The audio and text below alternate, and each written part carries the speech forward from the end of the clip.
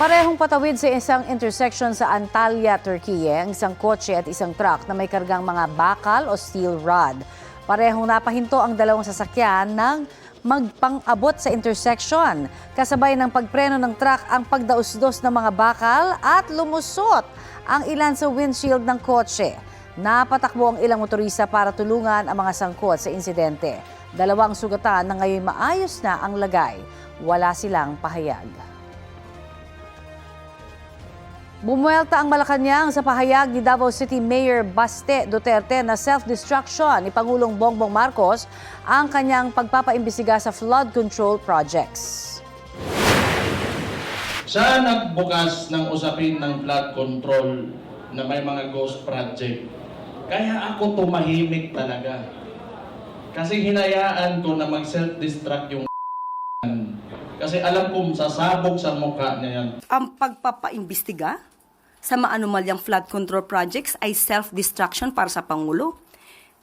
Parang kakaiba po yata ang kanyang pananaw.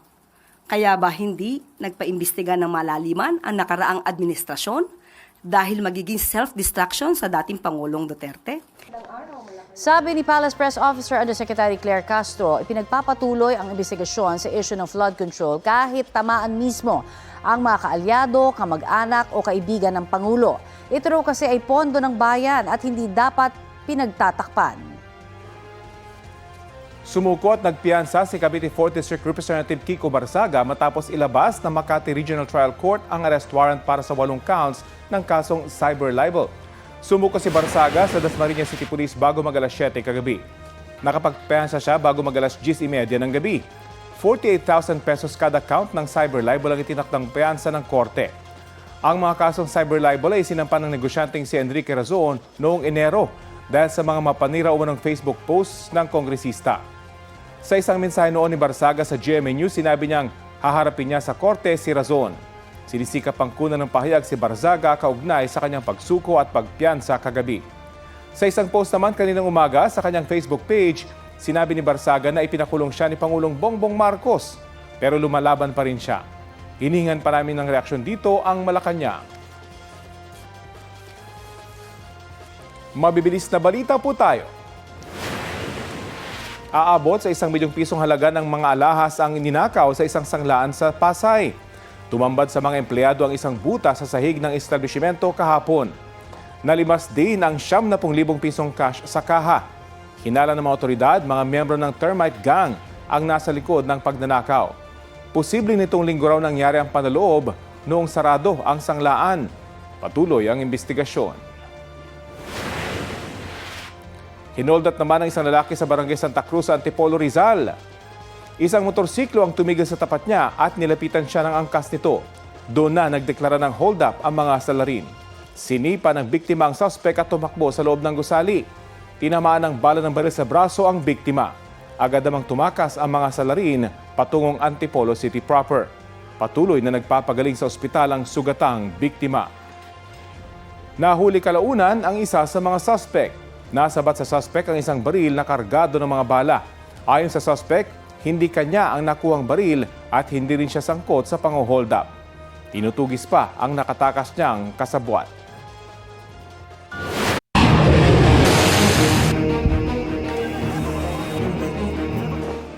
Hindi raw magsusori si US President Donald Trump kay Pope Leo XIV na ilang beses niyang binatikos kaugnay sa giyera sa Middle East. No, I don't, because Pope Leo said things that are wrong. He was very much against what I'm doing with regard to Iran, and you cannot have a nuclear Iran.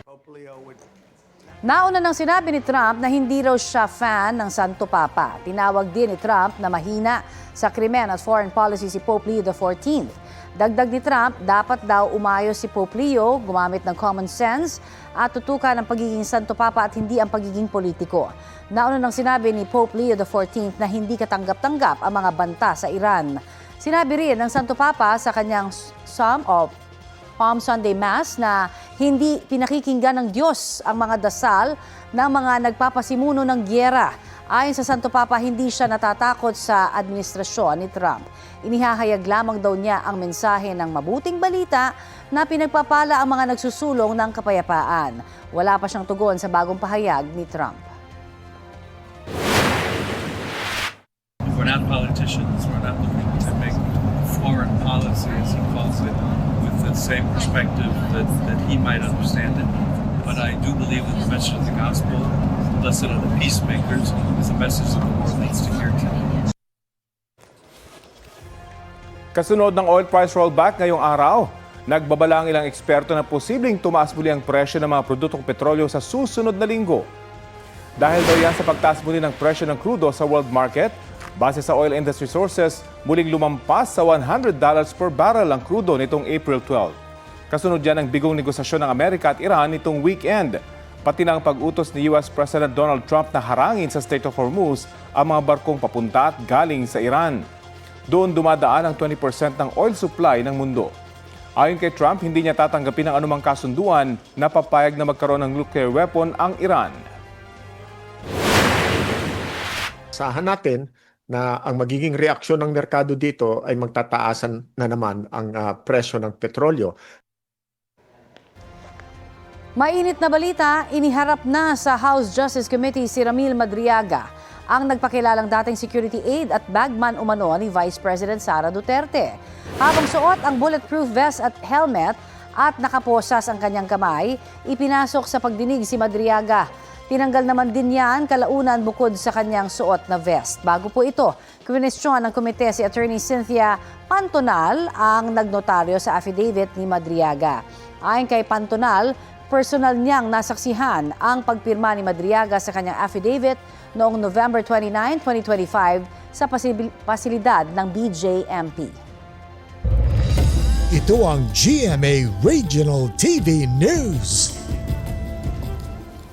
6 ang patay matapos sumalpok ang isang truck sa gymnasium ng Barangay Marilog proper sa Davao City. Bumaliktad ang 10-wheeler at nagkalat sa kalsada ang kargang kahong-kahong biskwit. Damay sa insidente ang isang waiting shed at 18 nakaparadang motorsiklo.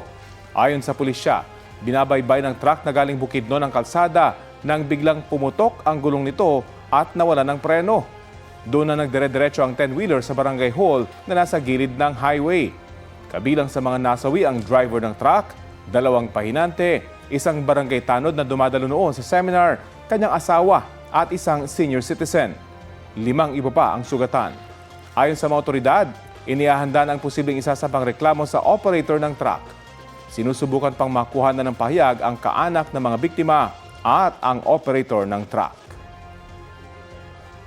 Mahigit 100 milyong pisong halaga ng frozen meat products ang naharang sa Manila International Container Port simula po noong isang taon dahil hindi raw ligtas kainin ng tao. May ulat on the spot si Oscar Oida. Oscar?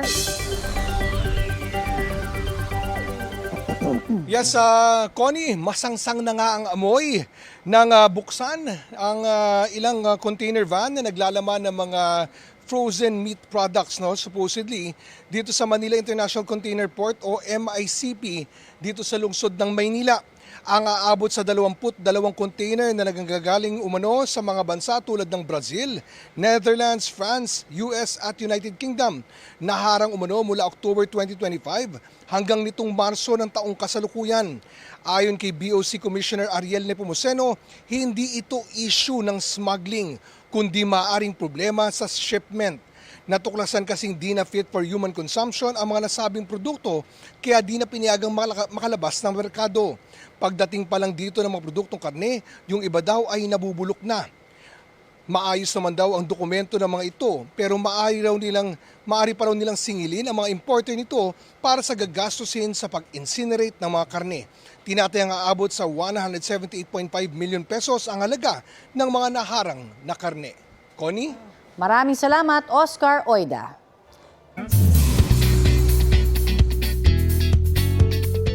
Mga mare at pare, let's do the iconic pose ng huwag kang titingin. Pero pwedeng nyo nang panoorin dahil showing na sa mga sinihan yan simula bukas. Sa premiere kagabi, bloody gorgeous in their red, black, and white outfits ang mga bidang sina Sofia Pablo, Allen Ansay, Shuve Etrata, Marco Massa, Michael Sager, Charlie Fleming, pati sina Anthony Constantino, Sean Lucas, Josh Ford at Kira Ballinger. Dumalo rin ang ilang Kapuso stars at ex-PBB housemates para magpakita ng suporta.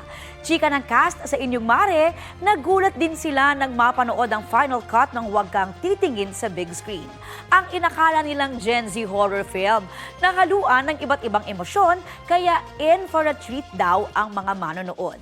In attendance din sa premiere ang ilang Kapuso officers sa pangunguna nila GMA Network Senior Vice President at GMA Pictures President Attorney Annette Gozon Valdez, GMA Pictures Executive Vice President and Senior Vice President for GMA Public Affairs Nessa Valdeleon at Sparkle GMA Artist Center First Vice President Joy Marcelo. Kailangan siyang panoorin kasi hindi lang siya nakakatakot, talagang sobrang entertaining siya. Sigaw ng sigaw lahat ng tao. And ano talaga, barkada movie.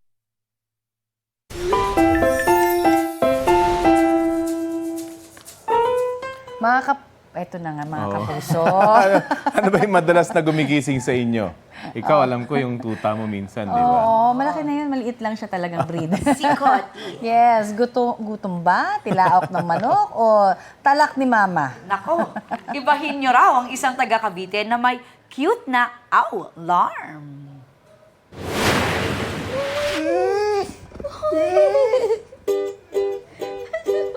Tinanghali ng gising ang isang fur mom sa Bacoor. Ayos lang dahil una namang bumati sa kanya ang sweet na paglalambing ng alagang si Choco. Ayan o, pagiging clingy raw ang #1 quality ng kanyang golden retriever. Kahit matutulog lang, miss na miss agad ang amo. Ang netizens, bet na bet at may halong inggit sa cute na iyak ng fur baby.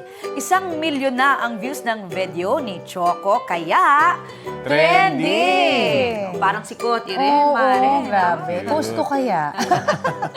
Mag-viral din Ay, yun. totoo. Ang cute-cute ng mga fur babies talaga.